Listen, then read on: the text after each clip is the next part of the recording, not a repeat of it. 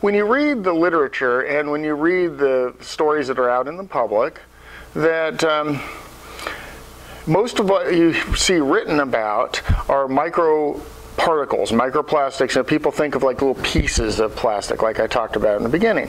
But when we did our study here, we found that it wasn't the pieces that were the most common. It was really these little fibers that we'd see. We'd see little colored fibers, some of them purple, some of them blue, some of them pink, some of them white, but little pieces of fiber. You can think about things like pieces of fishing line, for example. We found those. But these pieces of plastic, these microfibers, have become an increasing area of interest and concern in the environmental field. They come from clothing. They come from fabrics of all types. And when you wash your clothes, these little fibers get washed off of your clothes. We're all familiar with the lint that gets captured in the dryer, but the washer also produces a lint of its own, and that gets washed into sewer systems. And most sewer systems don't handle these very well. They're very small, and you can imagine trying to filter out a small and chemically inert piece of material from a large volume of wastewater. It's very difficult to do, and most of them just can't do it at this point.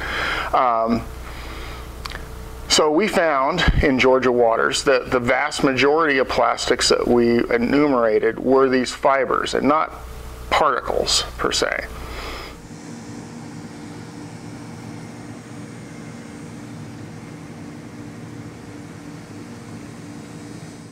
They are apparently distributed roughly in accordance with population. So the highest concentrations that Jacob found were in Savannah and surrounding waters around Savannah, followed by places in Brunswick, and then a lower concentration in St. Mary's. And he found very low concentrations. And what I mean by very low concentrations is maybe 1 microfiber per 8 liters. So you can think about a microfiber per couple gallons of water out there. So if you think about that volume, it's really, pretty dilute. But there were places around Savannah where he would find 60 to 80 microfibers in that same equivalent volume. So it varies, but even 60 to 80, I think if you were looking at it, unless you happened to catch one just right and was brightly colored, you wouldn't see it, especially in our murky waters. In one sense, it's disconcerting that they are everywhere, and they're likely in everything.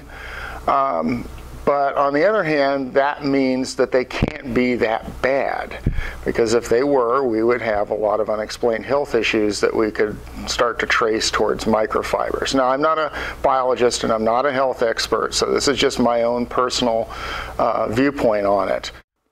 There's 1 trillion microfibers in coastal Georgia waters. They're dilute, but there's a large number of them, and so we have to keep an eye on this at the very least.